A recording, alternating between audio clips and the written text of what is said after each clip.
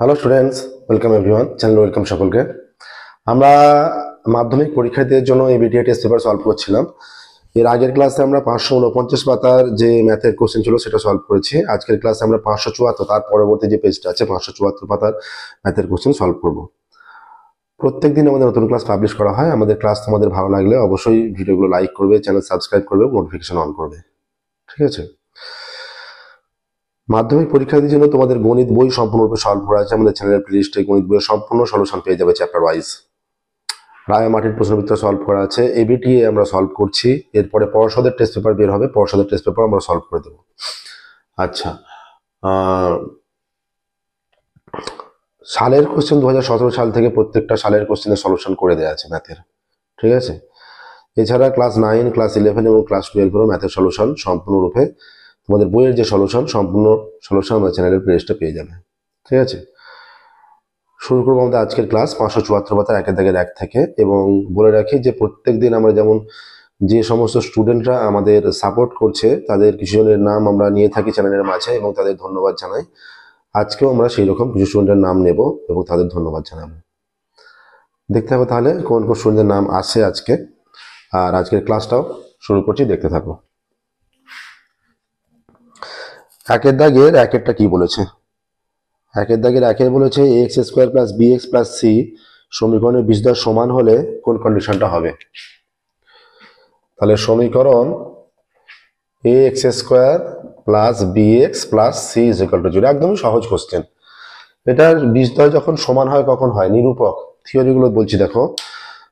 সমীকরণের বীজদ্বয় সমান হয় যদি তার নিরূপক হচ্ছে এইরকম একটা সমীকরণের এক্স এর আগে যেটা থাকে সেটা এক্স স্কোয়ারের সঙ্গে যেটা থাকে এ, এটার সঙ্গে বি, এটা সি। তাহলে নিরূপকের মান হচ্ছে বি স্কোয়ার মাইনাস 4ac। এই নিরূপকের মান 0 হলে বীজদ্বয় সমান হয়, গ্রেটার দ্যান 0 হলে বীজদ্বয় সমান, বীজদ্বয় অসমান কিন্তু বাস্তব, আর লেস দ্যান 0 হয়ে গেলে বীজদ্বয় কাল্পনিক। তাহলে সমান বলে দিয়েছে, তাহলে এর শর্ত অনুযায়ী নিরূপকটা 0 হবে। তাহলে minus 4ac is equal to minus B square. Minus minus কেটে দিলে 4ac is equal to B square. তাহলে c is equal to B square by 4a আসছে। c is equal to B square by 4a দেখলো। এটা কোন option? কোন অপশনে দেওয়া আছে তোমাদের বইয়ে দেখো। c is equal to B square by 4a option D তে আছে। Option D, option D, c is equal to B square by 4a। দুইয়েরটা দেখো। দুইয়েরটা বলেছে শুভেন্দু ও নৌসাদ 1500 টাকা এবং 1000 টাকা দিয়ে ব্যবসা শুরু করে। তাহলে তাদের মূলধন অনুপাত কত? শুভেন্দু দিয়েছে 1500, নৌসাদ দিয়েছে 1000। 500 দিয়ে ভাগ করে দিলে 3:2 হচ্ছে মূলধন অনুপাত, ঠিক আছে? এবার মূলধন অনুপাতেই লাভ বা ক্ষতি যেটা সেটা বন্টিত হবে, যেহেতু সময় আলাদা করে উল্লেখ করা নেই। 1 বছর পরে ব্যবসায় 75 টাকা ক্ষতি হলে 1 বছর পরে টোটাল 75 টাকা ক্ষতি হয়েছে, শুভেন্দুর কত ক্ষতি হবে? টোটাল ক্ষতি হয়েছে 75 টাকা। তাহলে শুভেন্দুর মূলধনের আনুপাতিক মান যেটা 3, তাহলে শুভেন্দুর ক্ষতি হবে 3/3 + 2 5 ইন্টু 75 এত টাকা। এইটা থেকে শুভেন্দুর কত ক্ষতি হচ্ছে? 5 15 75, 3 15 45 টাকা হবে শুভেন্দুর ক্ষতি, আর বাকিটা 75 - 45 30 টাকা হবে নৌসাদের ক্ষতি।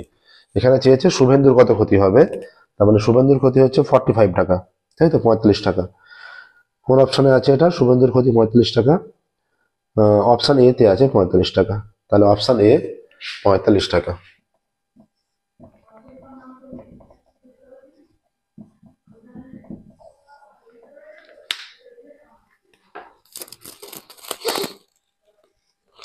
তিনেরটা দেখো, সাইন 43 কস 47 কস 43 সাইন 47।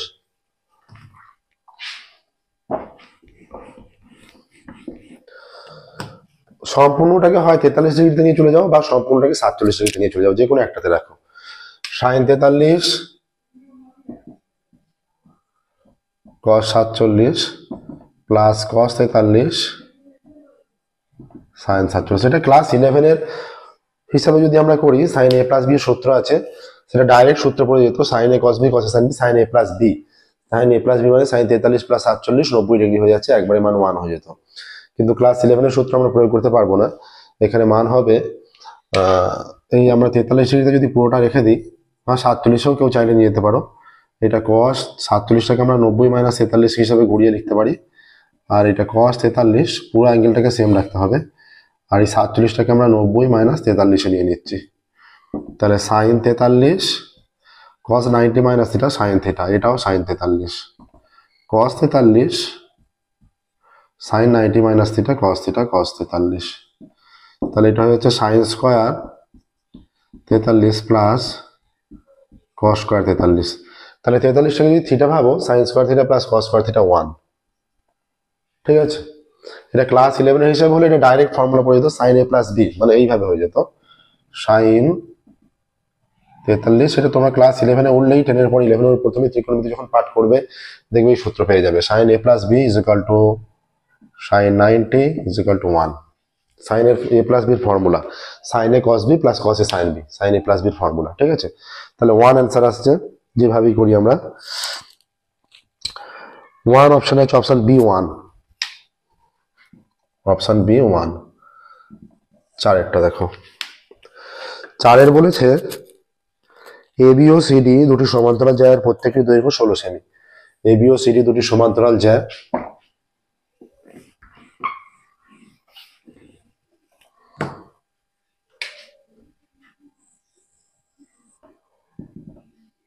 দুটো দৈর্ঘ্য 16 সেমি এবং সমান্তরাল যেহেতু তারা মূলবিন্দুর বিপরীত দিকে থাকবে। ঠিক আছে, সমান দূরত্বে থাকবে 16 সেমি। এবি এটা মনে করো এটাও 16 সেমি, সিডিও 16 সেমি। কেন্দ্র থেকে লম্ব অঙ্কন করলে দুটোর উপর একইভাবে লম্ব হবে। এবিসিডি এটা একটু এদিক ওদিক হয়ে গেল, কিন্তু চিত্রটা ঠিকভাবে আঁকবে। এটা মনে করো ই, এটা এফ। ঠিক আছে, ইএফ যদি হয়ে যায়, এবার কি বলেছে দেখো বলেছে বৃত্তের সমান্তরাল যে প্রত্যেক দৈর্ঘ্য 16 সেমি, বৃত্তের ব্যাসার্ধের দৈর্ঘ্য 10 সেমি হলে জ্যা দুটির মধ্যে দূরত্ব। এবার দেখো এখান থেকে এটা মনে করো ও কেন্দ্র, ও কমা এ যোগ করছে আমরা, ব্যাসার্ধ 10 সেমি বলেছে, এটা 16 সেমি। তো কেন্দ্র থেকে লম্ব অঙ্কন করলে সমান দুটো ভাগে ভাগ হয়ে যাবে, এটা তোমাদের উপপাদ্য আছে।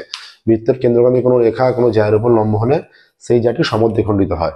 তাহলে সমান দুভাগে ভাগ, তাহলে এইখানে 8, এইদিকে 8 সেমি হয়ে গেল। এবার এইটা দেখো, এইটা একটা সমকোণী ত্রিভুজ, যার এইটা সমকোণ, এই যে জ্যায়ের ওপর কেন্দ্রগামী রেখাটা লম্ব হচ্ছে। ঠিক আছে, তাহলে অতিভুজ স্কয়ার যেগুলো লম্ব স্কয়ার প্লাস ভূমি স্কয়ার করলে এ স্কয়ার প্লাস ওই square is equal two way square. এই সূত্রের সাহায্যে ওই এর মান কত পাবে, এটা হচ্ছে 10। তাহলে ওই স্কয়ার ইজ ইকুয়াল টু, এটা 10 10 100, আর এটা দিকে 64। তাহলে ওই স্কয়ার ইজ ইকুয়াল টু 36। তাহলে ওই ইজ ইকুয়াল টু হয়ে যাচ্ছে প্লাস মাইনাস 6, ওই সমান 6। ওই সমান 6 হচ্ছে মানে ওয়েব সমানও 6 হবে। কেন্দ্র থেকে সমান দূরত্বে আছে, কারণ দুটোই সমান দৈর্ঘ্যের জ্যা, দুটো সমান দৈর্ঘ্যের জ্যা কেন্দ্র থেকে সমান দূরত্বে থাকে। ঠিক আছে, সমান্তরাল জ্যা, অবশ্যই সমান্তরাল যেহেতু আরো সমান দূরত্বে হবেই। তাহলে এই দিকটা 6 হলে এই দিকটাও 6, 6 প্লাস 6 12 সেমি, জ্যা দুটির মধ্যে দূরত্ব 12 সেমি হয়ে যাচ্ছে। বুঝতে পারলে নিশ্চয়ই। এটাও পড়তে পারে যে প্রমাণ করো বৃত্তের দুটি সমান জ্যা কেন্দ্র থেকে সমদূরবর্তী হয়। প্রয়োগে তোমাদের সহজ প্রয়োগ, শুধুমাত্র দুটো ত্রিভুজ এটা যোগ করে সর্বসম প্রমাণ করে দিতে পারবে। ঠিক আছে, তাহলে এটা আমাদের অ্যান্সার আসছে 1 অ্যান্সার আসছে, তাই তো? কত অ্যান্সার হলো? 1 না 12 অ্যান্সার আসছে। 12 কোন অপশনে আছে দেখো, 12 অপশন এ তে আছে 12 সেমি। অপশন এ 12 সেমি। 5-এরটা দেখো, 5 কি বলেছে, দুটি নিরেট গোলকের বক্রতলের ক্ষেত্রফলের অনুপাত 16:9। বক্রতলের ক্ষেত্রফলের অনুপাত 16:9। গোলকের বক্রতলের ক্ষেত্রফল, একমাত্র গোলকেরই বক্রতলের ক্ষেত্রফল এবং সমগ্রতলের ক্ষেত্রফল একই হয়। তাহলে প্রথমটার মনে করো 4 পাই r1 ব্যাসার্ধ, আর 4 পাই r2 স্কয়ার। প্রথমটার ব্যাসার্ধ মনে করলে r1, দ্বিতীয়টার r2। তাহলে এর বক্রতলের ক্ষেত্রফল 4 পাই r1 স্কয়ার, দ্বিতীয়টার 4 পাই r2 স্কয়ার। আনুপাতিক মান বলেছে 16:9, 16/9। 4 পাই কেটে গেলে r1 square by r2 square is equal to 16/9। তাহলে r1 বাই r2 কত, 4/3। ঠিক আছে, তাহলে r1 ইস টু r2 4/3 হয়ে যাচ্ছে, 4:3। আচ্ছা, এবার কি বলেছে, হলে তাদের আয়তনের অনুপাত। আয়তনের অনুপাত চেয়েছে, তাহলে এই r1 ইজ ইকুয়াল টু মনে করো 4r ধরে নাও, আর r2 is equal two 3r। r1 is equal two 4r একক, r2 is equal two 3r একক ধরে নিলে। ঠিক আছে, তাহলে এদের আয়তনের অনুপাত কত, 4/3 পাই r1 কিউব। তাহলে 4/3 পাই, এটা r1 এর মান 4r তার cube is to 4/3 pi r2 cube, মানে 3r তার কিউব। 4/3 পাই তুলে দাও, এটা হচ্ছে 16r cube is two 9r cube. আর 16 নয়, 4 4 16, 4 16 64 হয়ে যাবে। 4 4 16, 4 16 64, এটা 3 3 9, 3×9 = 27 হয়ে যাবে, 27 আর কিউব তুলে দিলে 64/27 অ্যান্সার আসছে। দেখে নাও 64/27 কোন অপশনে আছে এটা? 64/27 হচ্ছে অপশন এ। অপশন এতে আছে 64/27। 6-টা দেখো, 6-টা কি বলেছে? 6-এ বলা আছে কতগুলি সংখ্যা দেওয়া আছে, সংখ্যাগুলি 9 হলে এক্স ওয়াই এর মধ্যে অনেকগুলো সম্পর্ক আছে, তার মধ্যে কোনটা হবে? কটা সংখ্যা আছে দেখো, সংখ্যা আছে এখানে 6, 7, x, 8, y, 24, এদের গড় 9। 6, 7, x, 8, y, 24, 6, 7, x, 8, y, 24, 1, 2, 3, 4, 5, 6, 6টা সংখ্যা বাই 6 = 9। ঠিক আছে, সংখ্যাগুলির গড় 9। তাহলে হয়ে যাচ্ছে দেখো, কোনাকুনি গুণ করলে 54 হচ্ছে। এখানে 24 আর 6 30, 24 আর 6 30, আর 8 38, আর 7 45, 45 প্লাস এক্স প্লাস ওয়াই = 6, 9, 54। তাহলে x plus Y = 54 minus 45, X plus Y = 9 আসছে। 54 থেকে 45 বিয়োগ করলে 9 হয়। ঠিক আছে, X plus Y = 9। 6, 7, x, 8, y, 24, সংখ্যাগুলির গড় 9। আচ্ছা,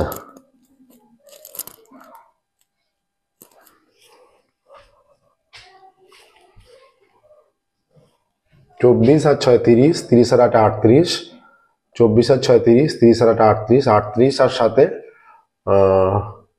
38 আর 7 হয়ে যাচ্ছে 38 আর 7 45, আর 6 9 54, 54 থেকে 45 বিয়োগ করলে 19 আসছে, কিন্তু এটা 9 আছে। এখানে তোমাদের এই অপশনটাতে কোনোটাতেই নেই, সম্ভবত অপশন বি হবে, যেটা 19 আছে ওটা 9 হবে। এক্স প্লাস ওয়াই = 9 সঠিক উত্তর। এক্স প্লাস ওয়াই = 9, তোমাদের অপশন বিটা কারেকশন করবে, অপশন বিটা হয়ে যাবে। বইয়ে যেটা 19 আছে ওটা 9 হবে, বইয়ে যেটা 19 আছে, আর 19 হতে হলে এই 24টাকে 14 হতে হবে, 14। ঠিক আছে, এটা বুঝতেই পারছো, সহজ ক্যালকুলেশন, কোথাও কোনো গন্ডগোল নেই। 24 আর 6 30, 30 আর 38, 38 এর সাথে 45, 45 হচ্ছে 6 9 54, 45 ডান দিকে গেছে মাইনাস, 5 আর 4 9 হচ্ছে, কিন্তু বইয়ে 19 আছে, 19 হবে না, 9 হবে। আর এটা 19 হবে, যদি 24টা তাহলে 14 হয়ে যায়, তখন 19 হয়ে যাবে। ঠিক আছে, নেক্সট দেখো 2 এর দিকে যাচ্ছি আমরা।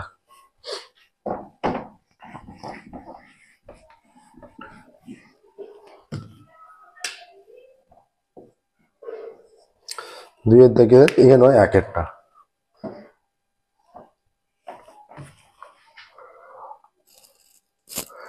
বলছে এক ব্যক্তি ব্যাংকে 100 টাকা জমা রেখে 2 বছর পর সামল চক্রবৃদ্ধি পেলেন 121 টাকা, সুদের হার কত? আচ্ছা, ব্যাংকে 100 টাকা জমা রেখেছেন, 1 আমরা সুদের হার 8% ধরে নিচ্ছে 2 বছর পর, এটা সামল চক্রবৃদ্ধি। কত পেয়েছে? 121 পেয়েছে বলছে, = 121। তার মানে 1 প্লাস r/100 তারপরে 2 = 121/100। তাহলে দেখো 1 প্লাস r/100 তারপরে 2 = এটা 11/10 স্কোয়ার, উভয় দিকে স্কোয়ার তুলে দিলে 1 প্লাস r/100 11/10। তাহলে r/100 = 11/10 মাইনাস 1, r/100 = 10 লসাগু 11 মাইনাস 10, অতএব r/100 = 1/10। একটা 0 0 কেটে দাও, r = 10 হয়ে যাচ্ছে, সুদের হার হয়ে যাচ্ছে শূন্যস্থানে, সুদের হার 10%।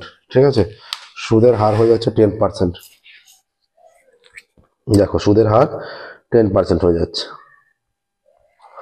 দেখো না প্রসেসটা। নেক্সট দেখো 2 এর দিকে যাবো। সাইন আলফার মান বলে দিয়েছে, কস বিটার মান বলে দিয়েছে, আলফা প্লাস বিটার মান। সাইন আলফার মান বলা আছে, কস বিটার মান বলা আছে। সহজ অঙ্ক হবে এটা। সাইন আলফার মানও 1/√2 আর কস বিটার মানও 1/√2। দেখো সাইন আলফা = 1/√2, তাহলে সাইন আলফা সমান সাইন কত মান? 1/√2। সাইন 45 এর মান 1/√2, সাইন 45। সাইন সাইন উভয় দিকে তুলে দিলে 45 ডিগ্রি হয়ে যাচ্ছে। এখানে শুধুমাত্র সাইন সাইন অপেক্ষাগুলো ফাংশনগুলো উঠে যাবে, কাটা যায় না কখনো, ভুল করেও সাইন সাইন কাটবে না। ঠিক আছে, আর একটা জিনিস হচ্ছে কস বিটার মান বলে দিয়েছে 1/√2। তাহলে এখানে কি করবে? কস বিটা = এটা হচ্ছে কস 45, কস কস তুলে দাও, বিটা = 45 ডিগ্রি হয়ে যাচ্ছে। কস কস তুলে দিলে, তাহলে আলফা প্লাস বিটার মান কত? 45 প্লাস 45 90 হয়ে যাচ্ছে। আলফা প্লাস বিটার মান 90 ডিগ্রি। ঠিক আছে, তাহলে দুইয়েরটাও অপশনের শূন্য স্থানে হয়ে যাচ্ছে 90 ডিগ্রি। ঠিক আছে, আলফা প্লাস বিটার মান 45 প্লাস 45 90। নেক্সট দেখো, এক্স প্লাস টু ও এক্স মাইনাস থ্রির মধ্য সমানুপাতে এক্স হলে এক্স এর মান দেওয়া আছে। X plus two x minus three মধ্য সমানুপাতে এক্স বলা আছে। ঠিক আছে, এক্স এর মান আমরা নির্ণয় করছি সহজেই। তাহলে মধ্য সমানুপাতে এক্স যদি হয়ে যায়, তাহলে x plus two is two x is equal to x is two x minus three, এইভাবেই তো হবে। তার মানে কি হয়ে যাচ্ছে? X plus two by x is equal to x by x minus three, কোনাকুনি গুণ করলে x square is equal to x plus two into x minus three. তাহলে x square is equal to এটা x square plus two x minus three x minus six, এটা কেটে দিলাম। অতএব minus x minus six is equal to zero. অতএব minus x is equal to six, x is equal to minus six. তাহলে x এর মান চেয়েছে, x এর মান আসছে দেখো মাইনাস সিক্স।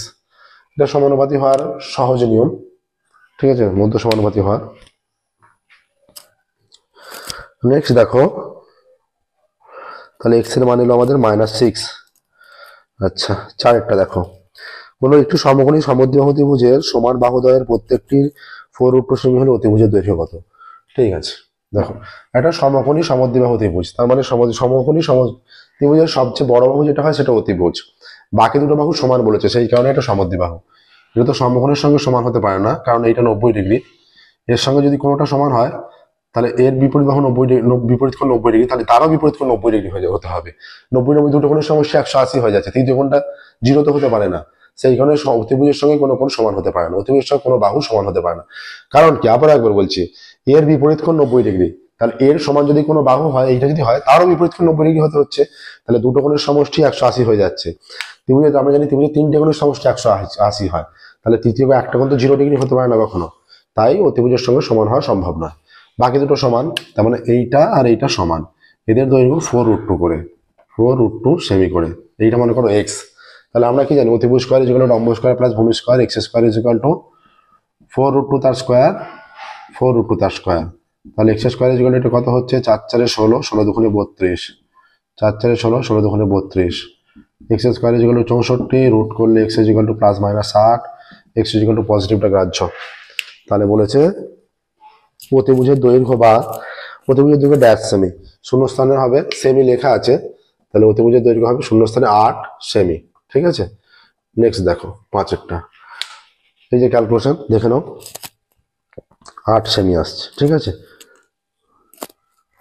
নেক্সট দেখো কি বলেছে, একটি লম্ববৃত্তাকার চোঙের ব্যাসের দৈর্ঘ্য 3 সেমি, উচ্চতা 4 সেমি, চোঙের ভিতরে সর্বাপেক্ষা লম্বা যে দণ্ড রাখা যাবে, লম্ববৃত্তাকার চোঙ হোক বা ঘনক হোক যাই বলো, সবচেয়ে বড় যে দণ্ড রাখা যাবে সেটা কর্ণ বরাবর। তাহলে লম্ববৃত্তাকার চোঙ ব্যাস বলেছে 3 সেমি, এটা লম্ববৃত্তাকার চোঙ মনে করো।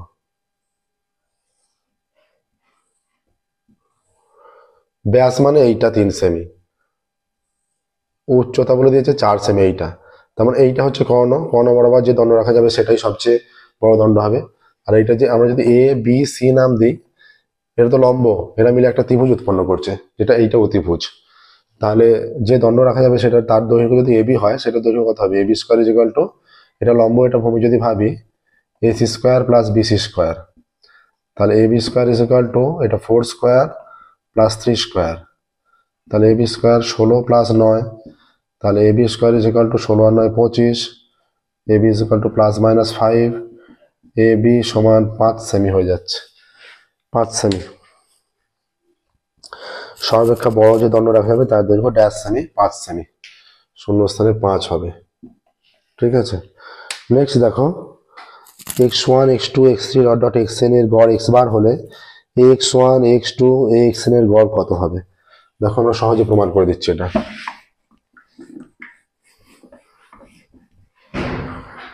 x1 x2 x3 dot dot xn, তাহলে x1 x2 plus x3 plus dot dot dot plus xn by n এর গড় x বার, তার মানে এটাই দাঁড়াচ্ছে। এবার এদের গড় কত? ax1 ax2 axn by n, এই সামনে থেকে a কমন নাও,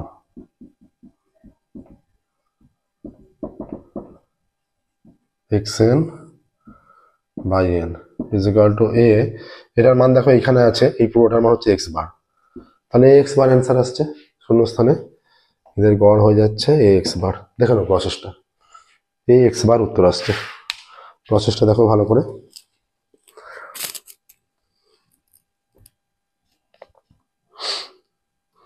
নেক্সট দেখো, আচ্ছা এটা এ বি করে দেওয়া আছে, হ্যাঁ দাগ নাম্বার গুলো 2 নয়, 1 2 নয়, এ বি করে দেওয়া আছে, এরপর একটা সি, সি দেওয়া আছে যেটা এক একটা সত্য মিথ্যা, সত্য মিথ্যা, একের দাগের সত্য মিথ্যা যেটা sine square 15 plus cos square 15 less than 1, এটা তো মিথ্যা হবে, কারণ sine square 15 plus cos square 15 থিটার মানটা যাই হোক যদি সবসময় এই ফর্মে থাকে, sine square 15 plus cos square 15, যে এই দুটোর মান একই যখন থাকবে, স্কোয়ার আকারে থাকবে, সাইন আর কস যদি থাকে সর্বদা 1 হয়, তাহলে লেস দ্যান 1 বলেছে, তাহলে এটা অবভিয়াসলি মিথ্যা, বোঝাই যাচ্ছে। দুই একটা দেখো, অর্ধবৃত্ত অপেক্ষা বৃহত্তর বৃত্তাংশ কোণ স্থূলকোণ, বৃহত্তর হলে সূক্ষ্মকোণ হয়, আমরা আগে অনেকবার বলেছি বৃহত্তর হলে সূক্ষ্মকোণ হয়, অর্ধবৃত্ত অপেক্ষা বৃহত্তর হয়ে যায় যদি সূক্ষ্মকোণ, ক্ষুদ্রতর হয়ে যায় যদি স্থূলকোণ, ঠিক আছে। তাহলে এটা কি বলেছে, বৃহত্তর কিন্তু স্থূলকোণ বলেছে, তাহলে এটাও মিথ্যা, পরপর দুটোই মিথ্যা হয়ে গেল।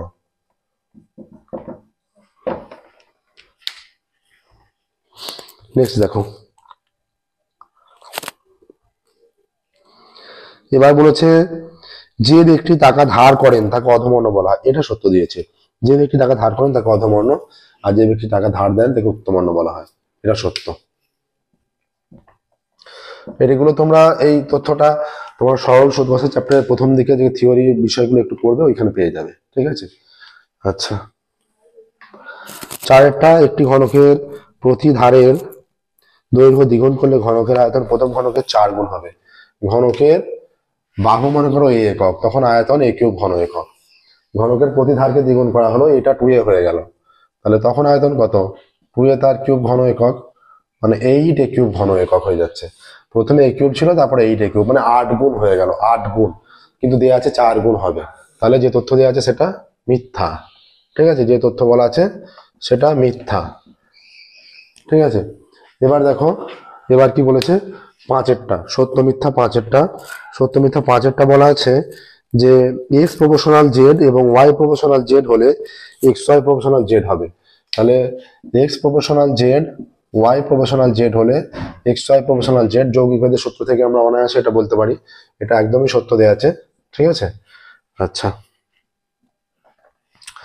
নেক্সট দেখো কি বলা আছে, 4 14 18 21 5 তথ্যের মধ্যমা 18, 4 14 18 21 5, 4 14 18 21 5, তাহলে ছোট থেকে বড় সাজালে 4 5 14 18 21, মধ্যমা হয়ে যাচ্ছে 14, মধ্যমা ছোট থেকে বড় সাজে 5টা তথ্য আছে, বিজোড় সংখ্যক পদ থাকলে ছোট থেকে বড় সাজিয়ে নেওয়ার পর মাঝের পদটি হয়ে যায় মধ্যমা, আর জোড় সংখ্যক পদ থাকলে, টোটাল পদ যদি জোড় সংখ্যক পদ থাকে ছোট থেকে বড় সাজিয়ে নেওয়ার পর মাঝে দুটো পদ থাকবে, তাদের সমষ্টি বাই 2টা হয়ে যাবে মধ্যমা, ঠিক আছে।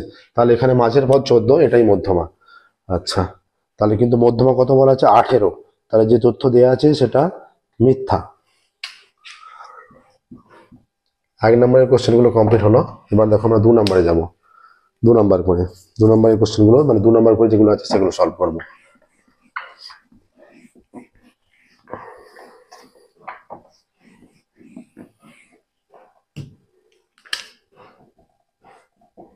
প্রথমটাই কি বলেছে দেখো, বলেছে বার্ষিক 5% চক্রবৃদ্ধি হার সুদে কিছু টাকা 2 বছরে চক্রবৃদ্ধি সুদ 615 টাকা হলে আসল কত,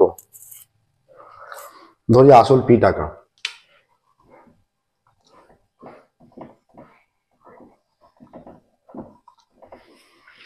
ঠিক আছে, 2 বছরে চক্রবৃদ্ধি সুদ 615 টাকা,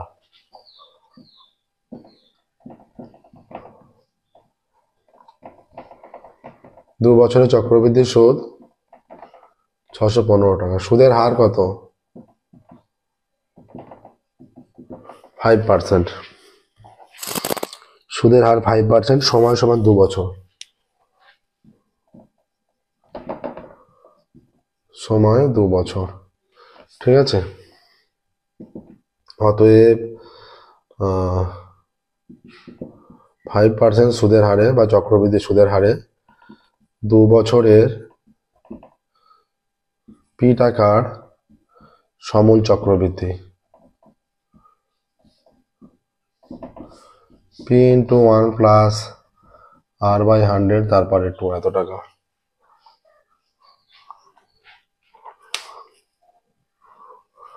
এটা আর এর জায়গায় 5 বলে দিয়েছে 5% হারে, ঠিক আছে, 5/100 তারপরে 2। তাহলে অতএব চক্রবৃদ্ধি সুদ কত?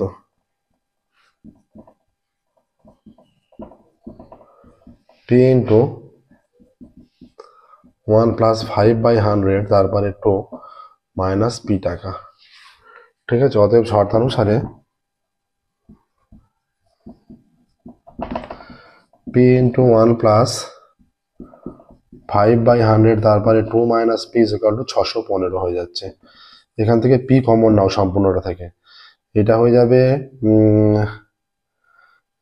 5 দিয়ে কেটে গেলে 1 20, তাহলে হয়ে যাচ্ছে 20 × 20 21/20 তার স্কোয়ার মাইনাস 1 ইকুয়াল টু 615। তাহলে ক্যালকুলেশনটা দেখো, পি ইন্টু এটা হয়ে যাচ্ছে 21 × 21 441/400 মাইনাস 1 ইকুয়াল টু 615। অতএব পি ইন্টু 400 লসাগু 441 মাইনাস 400 ইকুয়াল টু 615। অতএব পি এর মান কত? P into 41/400 equal to 615। অতএব পি ইকুয়াল টু 615 ইন্টু এটা উল্টে যাবে 400/41, ঠিক আছে। 41 দিয়ে কাটলে 41 আগে 41 41 20 205 5 15 আসছে। তাহলে পি ইকুয়াল টু 4 15 60 6000। তাহলে উত্তর লিখবে নির্ণয় আসল 6000 টাকা। আসল কত চেয়েছে? নির্ণয় আসল 6000 টাকা। প্রসেসটা দেখানো খুব ভালো করে, এইভাবেই করতে হবে, ঠিক আছে। নির্ণয় আসল 6000 টাকা। নেক্সট দেখো আমরা 2 এর দিকে যাব। সহজ অঙ্ক ছিল অন্যতম।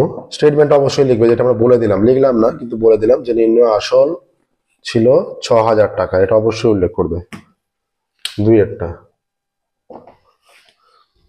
কি বলেছে দেখো, 2 এরটা বলে দিয়েছে বার্ষিক 5% সরল সুদের হারে কত টাকার মাসিক সুদ 1 টাকা তা নির্ণয় করো।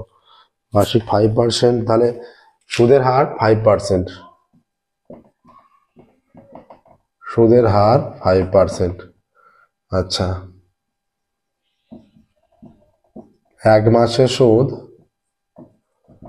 ইজ ইকুয়াল টু কত টাকা বলেছে? মাসিক সুদ কত? মাসিক সুদ 1 টাকা, 1 মাসের সুদ 1 টাকা। অতএব 12 মাসের সুদ সমান 12 ইন্টু 1 টাকা সমান 12 টাকা।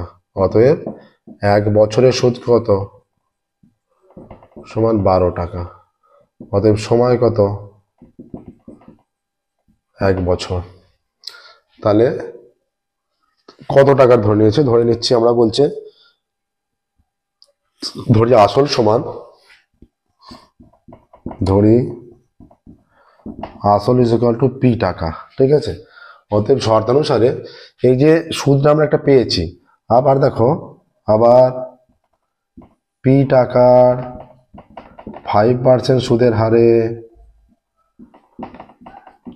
হারে 1 বছরের সুদ কত বের করো। P RT/100, P into 5 into T এর মানে 1 বছর বাই 100 এত টাকা, কেটে গিয়ে 20 p/20 টাকা। আমরা ক্যালকুলেশন অনুযায়ী পাচ্ছি সুদটা হচ্ছে p/20 টাকা। আবার দিয়েছে ওরা 1 বছরের সুদ 12 টাকা, ঠিক আছে। অতএব শর্তানুসারে এই দুটো সমান। অতএব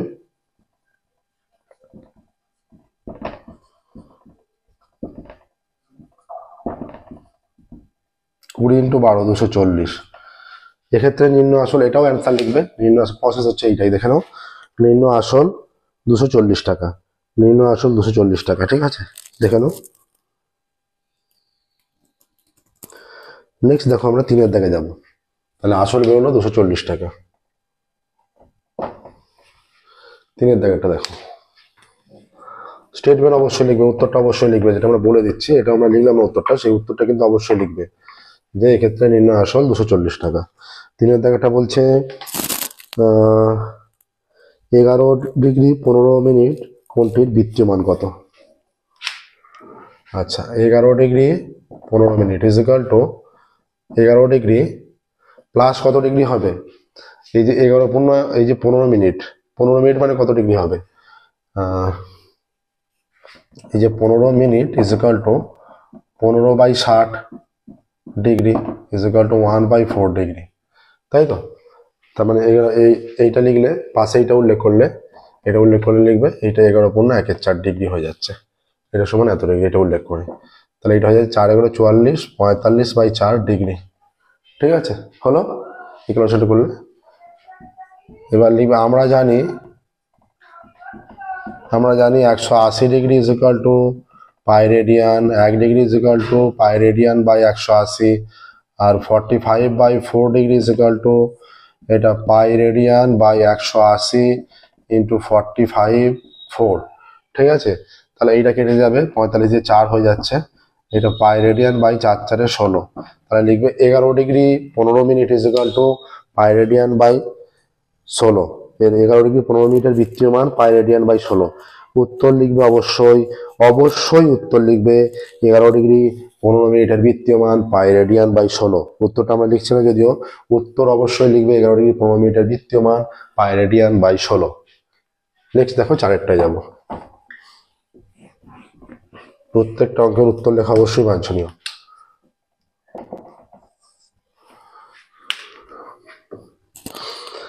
three x square minus 5x plus c is equal to 0 সমীকরণে একটি বীজ 2 হলে অন্য বীজ নির্ণয় করো। সহজ অঙ্ক।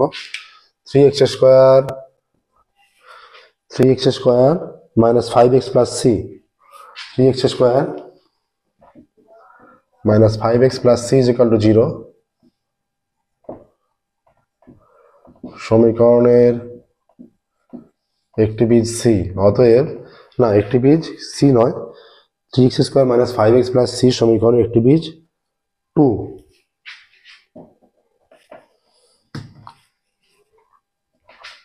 অতএব 3 × 2 square minus 5 × 2 plus c is equal to 0। তাহলে অতএব 3 × 2 square 4 minus 5 × 10 plus c is equal to 0।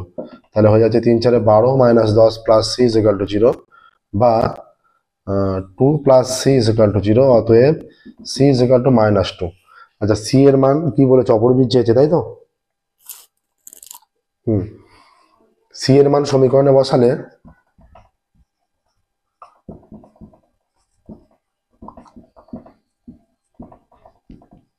সমীকরণটি হবে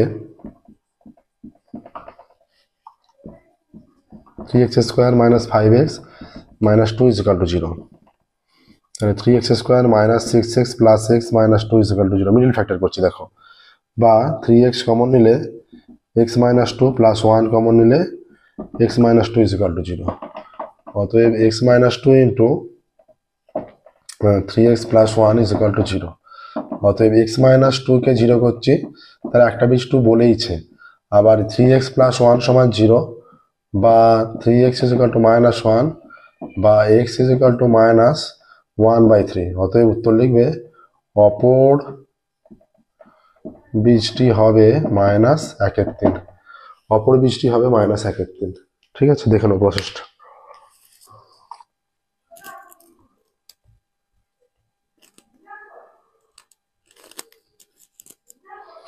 নেক্সট দেখো, এটা 4 দাগের হয়ে গেল, 5 দাগের অঙ্কে যাব।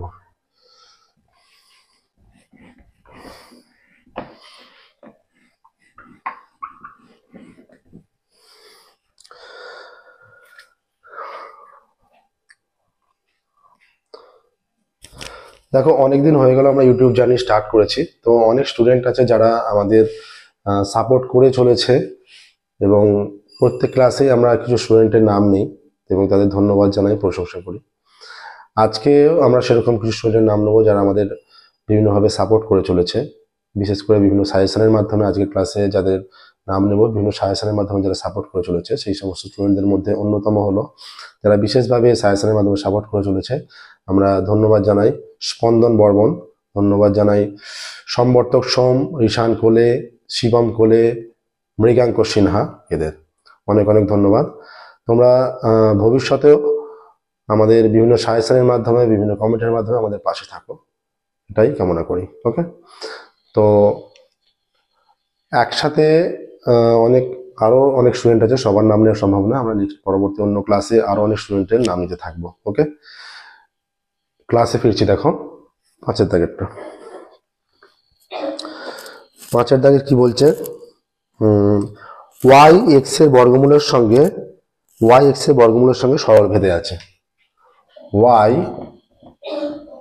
এক্স এর বর্গমূলের সঙ্গে সরল ভেদে আছে, অতএব y proportional to root x, অতএব y is equal to k root x. ঠিক আছে, কে অশূন্য ভেদ ধ্রুবক। ঠিক আছে, কে অশূন্য ভেদ ধ্রুবক প্রদত্ত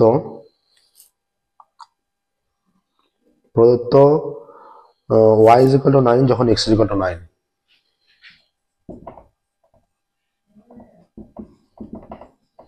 অতএব ওয়াই ইজ ইকুয়াল টু 9 হলে কে রুট 9, অতএব 9 is equal to root 9 is equal to 3k, অতএব কে ইজ ইকুয়াল টু 9/3, তাহলে কে ইজ ইকুয়াল টু 3 আসছে। এখানে কি চেয়েছে, এবার এখানে চেয়েছে এক্স এর মান নির্ণয় করতে, তাহলে সম্পর্কটি কি হয়ে যাচ্ছে, অতএব সম্পর্কটি হলো তাহলে ওয়াই ইজ ইকুয়াল টু কে এর জায়গায় 3 বসাবো, 3 রুট এক্স।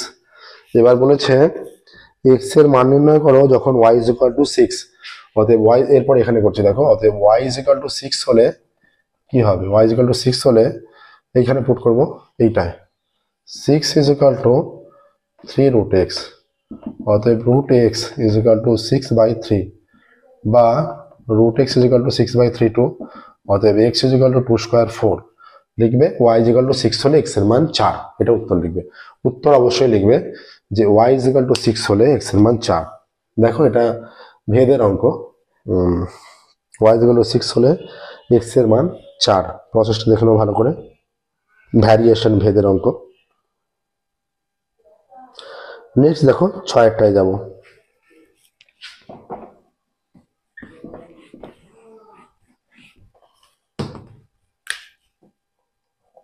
6 অঙ্ক, 6টা কি বলেছে, 6 অঙ্ক বলে দিয়েছে যে একটি গোলকের ব্যাসার্ধের দৈর্ঘ্য 50% বৃদ্ধি করলে বক্রতলের ক্ষেত্রফল শতকরা কত বৃদ্ধি পাবে। আচ্ছা, ধরে গোলকের ব্যাসার্ধটা 50% বাড়িয়ে দিচ্ছে, তাহলে বক্রতলের ক্ষেত্রফল কত বৃদ্ধি পাবে। ধরি গোলকের ব্যাসার্ধ, ধরে নিচ্ছি, ধরি গোলকের ব্যাসার্ধ আর একক, অতএব তখন গোলকের বক্রতলের ক্ষেত্রফল কত, 4πr² বর্গ একক, তখন গোলকের বক্রতলের ক্ষেত্রফল 4πr² বর্গ একক। আচ্ছা, ব্যাসার্ধ 50% বৃদ্ধি করলে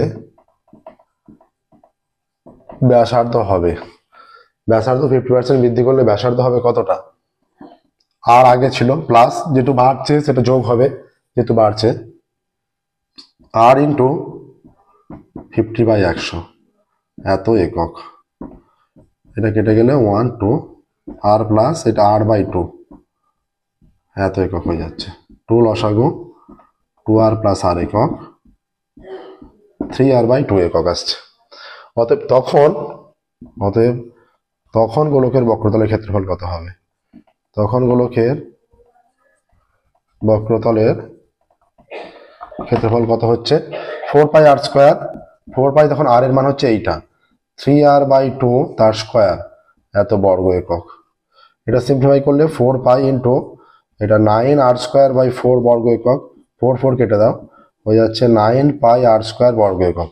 আগে ছিল 4πr², এখন হচ্ছে 9πr², তাহলে ক্ষেত্রফল বেড়েছে, অতএব গোলকের বক্রতলের ক্ষেত্রফল বাড়বে, বক্রতলের ক্ষেত্রফল বাড়লো কতটা, 9πr² মাইনাস 4πr² বর্গ একক সমান 5πr² বর্গ একক, এতটা বাড়লো। 5πr² বর্গ একক, এতটা বাড়লো। ঠিক আছে, এবার দেখো বলেছে শতকরা কতটা বৃদ্ধি পেয়েছে সেটা নির্ণয় করতে হবে। এখানে শতকরা বৃদ্ধি বা হ্রাস, এখানে বৃদ্ধি বা হ্রাস সবসময় ধরা হয় কিসের ওপর? বৃদ্ধি বা হ্রাস সবসময় ধরা হয় প্রাথমিকের ওপর। ঠিক আছে, এবার আমরা একটু মুছছি। এখানে দেখো প্রাথমিক কত ছিল? 4πr²। অতএব বক্রতলের ক্ষেত্রফল, বক্রতলের ক্ষেত্রফল 4πr², এত বর্গ এককে বৃদ্ধি পায় 5πr² বর্গ একক। এক বর্গ এককে বৃদ্ধি পায়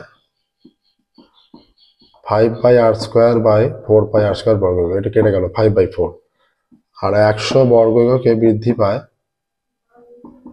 5/4 ইন্টু এত বর্গ একক, এটা কেটে গেলে 25, 125 আসছে এত বর্গ একক।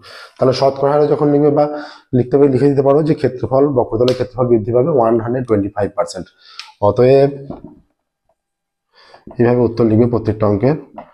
বক্রতলের ক্ষেত্রফল বৃদ্ধি পাবে এত পার্সেন্ট, 125%। ঠিক আছে, দেখুন প্রসেসটা।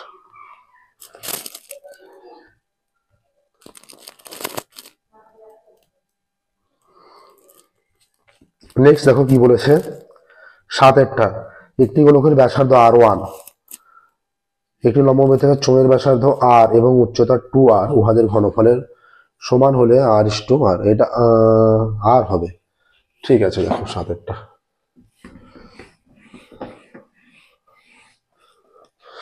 তাহলে গোলকের ব্যাসার্ধ, ধরি গোলকের ব্যাসার্ধ R একক,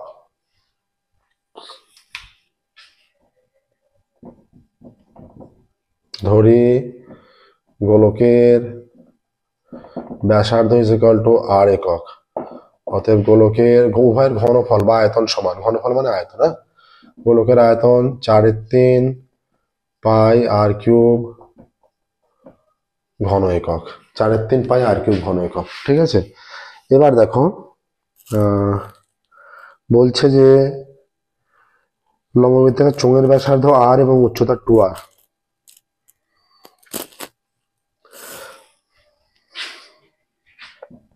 লম্ব, এগুলো R1 নয়, R1 সাফিক্সে 1 আছে, সেগুলো হবে না, এমনি নর্মাল। লম্ববৃত্তাকার চোঙের ব্যাসার্ধ R একক এবং লম্ববৃত্তাকার চোঙের উচ্চতা ইজ ইকুয়াল টু 2r একক। ঠিক আছে, ব্যাসার্ধ R একক, উচ্চতা 2r একক। অতএব লম্ববৃত্তাকার চোঙের আয়তন, চোঙের আয়তন πr²h, πr²2h ঘন একক, 2πr²h ঘন একক। প্রদত্ত উভয় ঘনফল সমান, অতএব প্রদত্ত উভয়ের ঘনফল সমান। তাহলে অতএব শর্তানুসারে দুটোকে সমান করে দিই, শর্তানুসারে আমরা দুটোকে সমান করে দিচ্ছি। দেখো উভয়ের ঘনফল সমান বলে দিয়েছে। আচ্ছা, 6-এর অঙ্ক আমাদের হয়ে গেছে, এটা কিন্তু আমাদের 7-এর অঙ্ক হচ্ছে। 4/3 πr³ is equal two 2πr²h, উভয়ের ঘনফল সমান।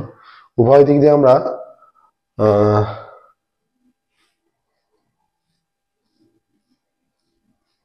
আচ্ছা, এইটা h নয়, এটা 2r বলা ছিল, এটা 2r বলা ছিল, এটা তাহলে হয়ে যাবে 2πr³ হয়ে যাবে, এটা 2πr³ হয়ে যাবে, πr³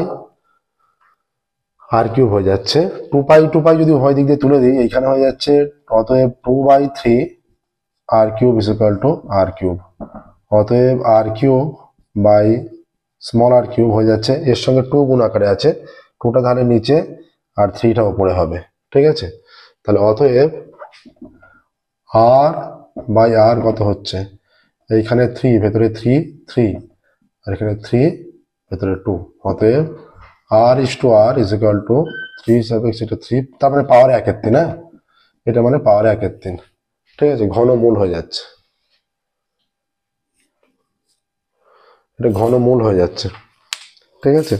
এবার দেখো এটাই অ্যান্সার আছে। স্টেটমেন্ট অবশ্যই লিখবে, স্টেটমেন্ট অবশ্যই লিখবে। কি বলেছে এখানে, এখানে বলে দিয়েছে স্টেটমেন্ট অবশ্যই লিখবে।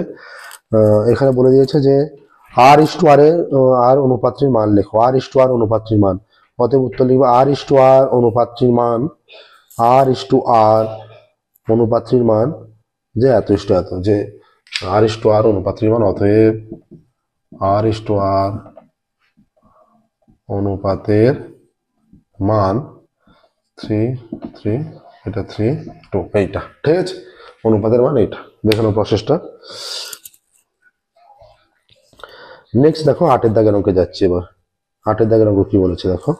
8 দাগের অঙ্ক বলেছে tan θ = cot θ এবং θ ধনাত্মক সূক্ষ্মকোণ, এরকমই বলা আছে। θ ধনাত্মক সূক্ষ্মকোণ মানে θ 90 ডিগ্রির চেয়ে ছোট, 0 ডিগ্রির চেয়ে বড় একটা কোণ, ঠিক আছে। কি বলা আছে প্রথমত, tan θ = cot θ, θ ধনাত্মক সূক্ষ্মকোণ হয়, tan θ + 15 মান কত? tan θ = cot θ, θ ধনাত্মক সূক্ষ্মকোণ। তাহলে আমরা এটা 8-এরটা আমরা লিখতে পারি tan θ = cot এর জায়গায় tan 90 - θ। tan 90 - θ কি হয়? cot θ হয়। তাহলে cot এর জায়গায় আমরা tan 90 - θ লিখলাম, বহুভুজ দিকে tan তুলে দিচ্ছি। tan তুলে দিলে কত হবে? অতএব θ = 90 - θ, θ = 90 - θ হবে, ঠিক আছে। θ = 90 - θ। তাহলে এই থিটাটাকে ডান দিকে নিয়ে চলে এলে θ + θ = 90 ডিগ্রি, অতএব 2θ = 90 ডিগ্রি, বা θ = 90 ডিগ্রি বাই 2, অতএব θ = হয়ে যাচ্ছে 45 ডিগ্রি, ঠিক আছে। এবার কিসের মান চেয়েছে দেখো, মান চেয়েছে এখানে যে কিসের মান চেয়েছে, মান চেয়েছে tan θ + 15 মান কত। অতএব tan θ + 15, tan θ + 15 is equal two tan থিটার মান 45 degree plus 15 degree is equal two tan 60 is equal to √3। অতএব tan θ + 15 ডিগ্রি এর মান √3, tan θ + 15 মান √3। দেখানো প্রসেসটা।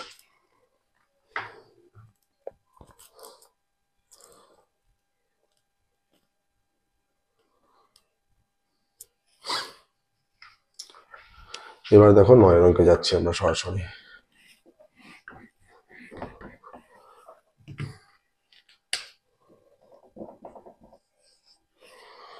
9 অঙ্ক কি বলেছে, বলেছে ABCD ট্রাপিজিয়ামের BC সমান্তরাল AD 4 সেমি। ABCD ট্রাপিজিয়ামের BC সমান্তরাল AD। আচ্ছা, তাহলে একটা ট্রাপিজিয়াম অঙ্কন করতে হবে। তোমরা নর্মাল একটা ট্রাপিজিয়াম অঙ্কন করছি, BC আর AD সমান্তরাল। যদি ট্রাপিজিয়ামটা এরকমই হয়, যেমন ট্রাপিজিয়াম হয়, ঠিক আছে। এইটা হচ্ছে একটা ট্রাপিজিয়ামের ছবি। যদি এইরকম হয়ে যায় যে ABCD, তাহলে BC আর AD সমান্তরাল হয়ে গেল, BC সমান্তরাল AD, ঠিক আছে। এবার কি বলেছে দেখো, এবার বলে দেওয়া আছে AD 4 সেমি, BC ও AD কর্ণদ্বয় ও বিন্দুতে ছেদ করে। AD 4 সেমি, তাই তো? কোনটা 4 সেমি বলেছে? বলা আছে AD 4 সেমি। কি চেয়েছে এখানে? AD কি বলে দিয়েছে এখানে, AD 4 সেমি, AC ও BD কর্ণ আছে, ABCD ট্রাপিজিয়াম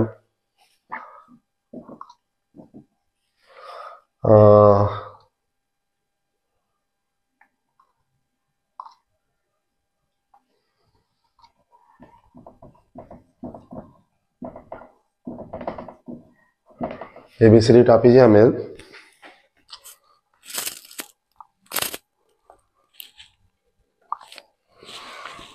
BC সমান্তরাল AD।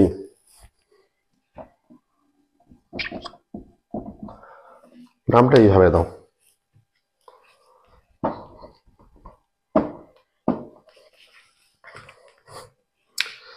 A B C D, এটাও বিসি সমান্তরাল এডি হচ্ছে। ঠিক আছে, বিসি সমান্তরাল এডি, এডি 4 সেমি,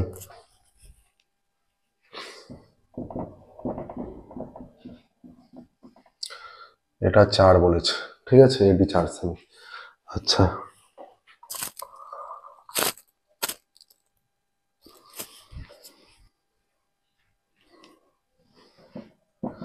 এসি ও বিডি কর্ণদ্বয় ও বিন্দুতে ছেদ করেছে।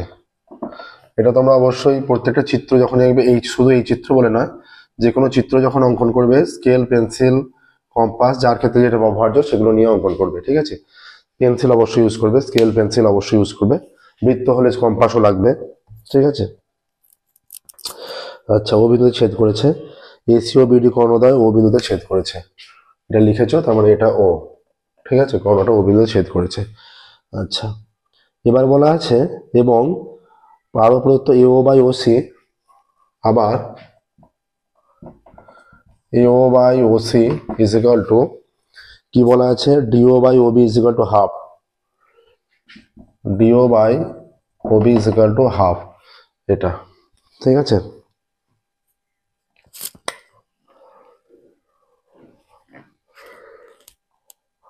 বিসি এর দৈর্ঘ্য নির্ণয় করতে বলছে। তাহলে এখানে দেখো দুটো ত্রিভুজের, অতএব ত্রিভুজ এওডি ও বিওসি থেকে পাচ্ছি, এওডি ও ত্রিভুজ বিওসি থেকে পাই, এগুলো হচ্ছে এওর কন্ডিশন, যে এও বাই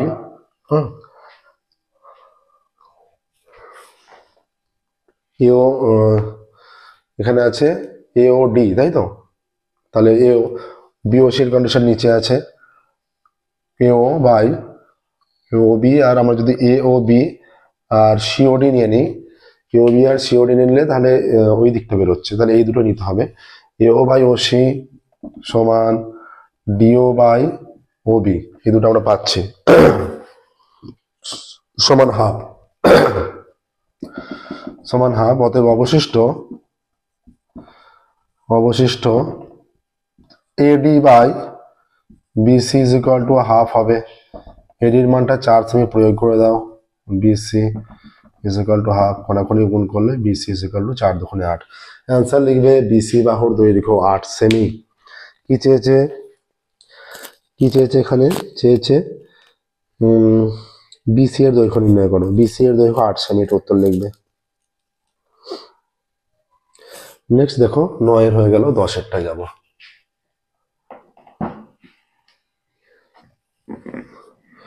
পাঁচশো 74 পাতার এবিটি টেস্ট পেপারে যে কোশ্চেন আছে সেটা সলভ করছি আমরা।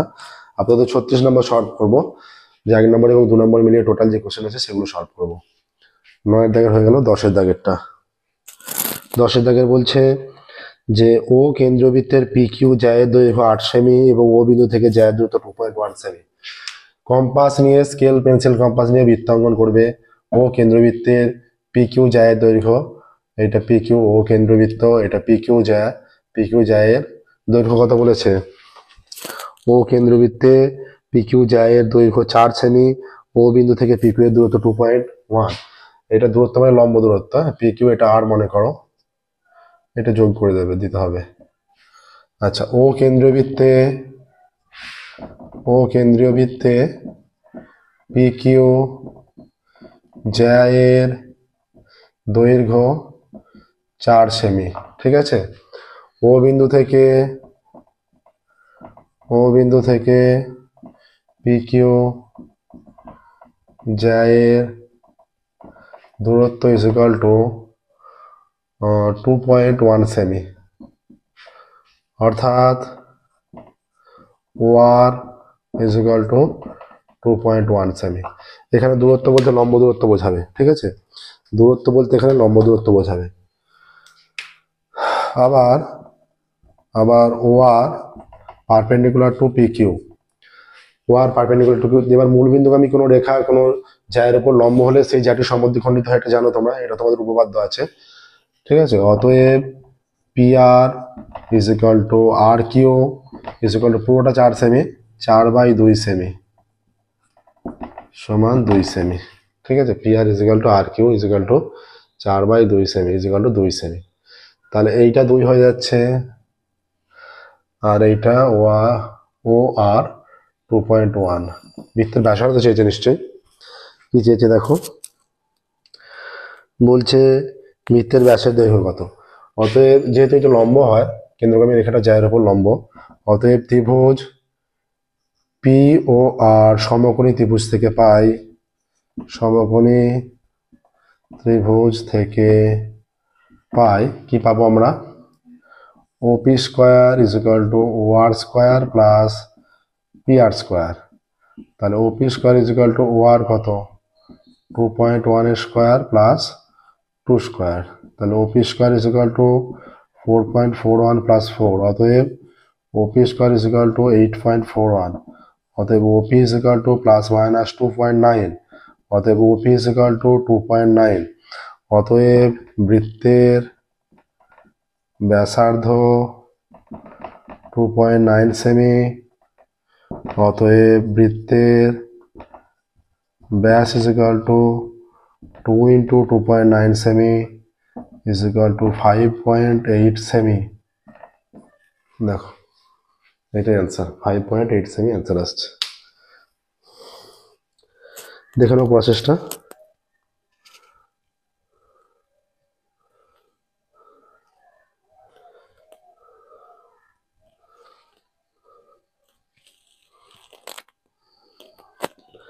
নেক্সট দেখো কি বলেছে, বলেছে ও কেন্দ্রবৃত্তের বহিঃস্থবিন্দু পি থেকে অঙ্কিত স্পর্শকদ্বয় পি এ ও পিবি। 11টায় দেবো।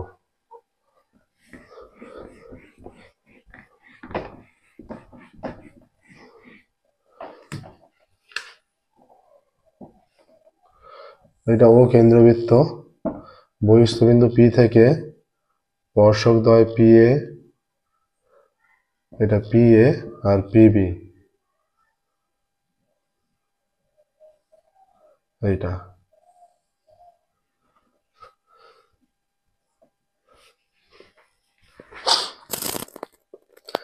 তাহলে ও কেন্দ্রবৃত্তের বহিঃস্থবিন্দু পি থেকে অঙ্কিত স্পর্শকদ্বয়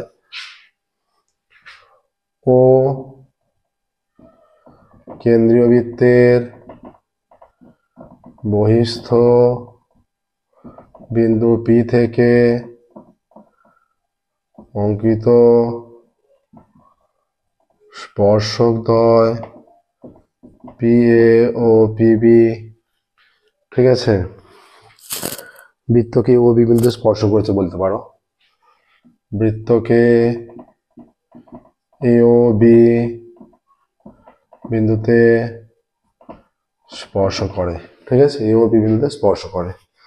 এবার দেখো কি বলেছে, এ ও বি 120 ডিগ্রি হলে এপিবি এর মান প্রদত্ত কোণ এ ও বি সমান 120 ডিগ্রি। আমরা জানি দেখো এখানে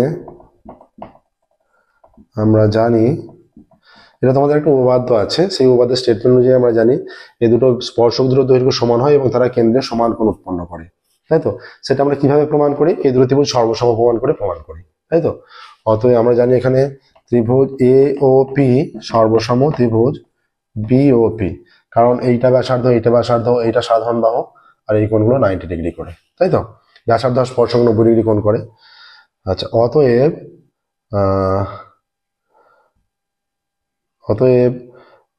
কোণ এ ও পি সমান কোণ বি ও পি, দুটো কোণ সমান, তো এটা হয়ে যাবে 120/2, 60 ডিগ্রি হয়ে যাবে। কিসের মান চেয়েছে দেখো, দুটো যেহেতু সমান, এখানে মান চেয়েছে এ পিবি আর এ পিও। এ পিবি এই কোণটা, এ পি বি আচ্ছা সম্পূর্ণ কোণটা, আর এ পিও। আচ্ছা ঠিক আছে, তাহলে দেখো এই ছোট ত্রিভুজটার সাপেক্ষে, ছোটটার সাপেক্ষে দুটো যেহেতু সর্বসম, অতএব ত্রিভুজ এ ও পি এর এই কোণটা জানি, এই কোণটা জানি, কোণ এ পি ও সমান কত, এ পি ও সমান ত্রিভুজের তিনটে কোণের সমষ্টি 180 ডিগ্রি, 180 মাইনাস এইটা 90, এইটা 60 আমরা প্রমাণ করলাম, এই যে 60, এটা এদের সমষ্টিটা বিয়োগ করে দিই, সমান 180 মাইনাস 9 × 15 150 30 ডিগ্রি। ঠিক আছে, এপিও বেরিয়ে গেল। কি চেয়েছে এখানে? এপিওই চেয়েছে। তাহলে একইভাবে আমরা পাবো, একইভাবে কোণ বিপিও সমান 30 ডিগ্রি। অতএব কোণ এপিবি, এপিবি সমান কোণ এপিও প্লাস কোণ বিপিও সমান 30 ডিগ্রি প্লাস 30 ডিগ্রি 60 ডিগ্রি হয়ে যাচ্ছে, 60 ডিগ্রি। অতএব অ্যান্সার লিখবে, এর নিচে অ্যান্সার লিখবে এ পি বি সমান 60 ডিগ্রি আর কোণ এ পি ও সমান 30 ডিগ্রি। এই দুটো অ্যান্সার। ঠিক আছে, দেখে নাও প্রসেসটা, খুব ভালো অঙ্ক এটা। এই ধরনের অঙ্ক আমরা এই টাইপের তো অতটা দেখা যায়নি, অন্যান্য পেজে আমরা অতটা করিনি। এ পি বি আর এ পি ও কোণের মান হলো। এবার দেখো নেক্সট 12 অঙ্ক, লাস্ট অঙ্ক এই পেজে, 574 পেজের লাস্ট অঙ্ক ম্যাথের। বড় শর্ট কোশ্চেন কমপ্লিট হলে আমরা বড় কোশ্চেনও সলভ করবো। ঠিক আছে, এবার দেখো এই পেজের যেটা লাস্ট অঙ্ক সেটা কি বলে দিয়েছে। সেটা বলেছে পরিসংখ্যান বিভাজনের গড় x bar is equal to 8.1। এই অঙ্কটা অনেক পেজে করেছি আমরা। পরিসংখ্যা বিভাজনের গড় x bar is equal to 8.1 দেওয়া আছে। ঠিক আছে, summation of F I X I 132 plus 5k। Summation of F I X I is equal to 132 plus 5k। Summation of F I is equal two কত? Summation of F I 20, কে এর মান চেয়েছে 20। ঠিক আছে, আমরা জানি কি জানি, আমরা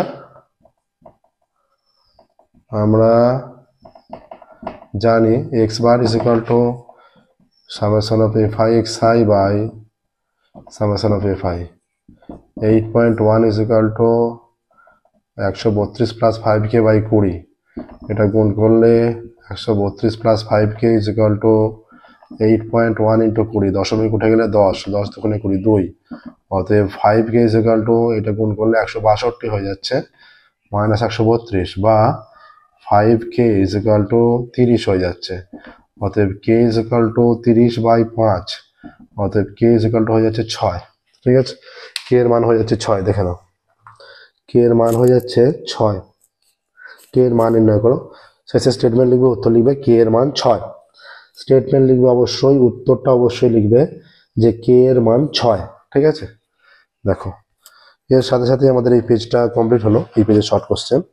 আজকের ক্লাস আমরা এখানেই স্টপ করবো। ফিরবো পরবর্তী ক্লাসে আমরা এর পরের পেজ 574-এর পরে যে পেজ আছে সেই পেজটা সলভ করব। ঠিক আছে, প্রত্যেকদিন আমাদের নতুন ক্লাস পাবলিশ করা হয়। আমাদের ক্লাস তোমাদের ভালো লেগে থাকলে অবশ্যই ভিডিওগুলো লাইক করবে, চ্যানেল সাবস্ক্রাইব করবে, নোটিফিকেশন অন করবে। প্রত্যেকদিন আমরা কিছু স্টুডেন্টের নাম নিচ্ছি যারা আমাদের সাপোর্ট করছে, যারা আমাদের বিভিন্নভাবে সাজেস্ট করছে কীভাবে চ্যানেল ইমপ্রুভ করা যায়। এইভাবে তোমরা সাপোর্ট এবং সাজেস্ট করতে থাকো। আমরা প্রত্যেক ক্লাসে কিছু জনের স্টুডেন্ট নিতে চাই এবং তাদের ধন্যবাদ জানাতে থাকবো। ওকে, আজকের মতো এখানেই স্টপ করছি, ফিরে পরবর্তী ক্লাসে। Thank you very much everyone.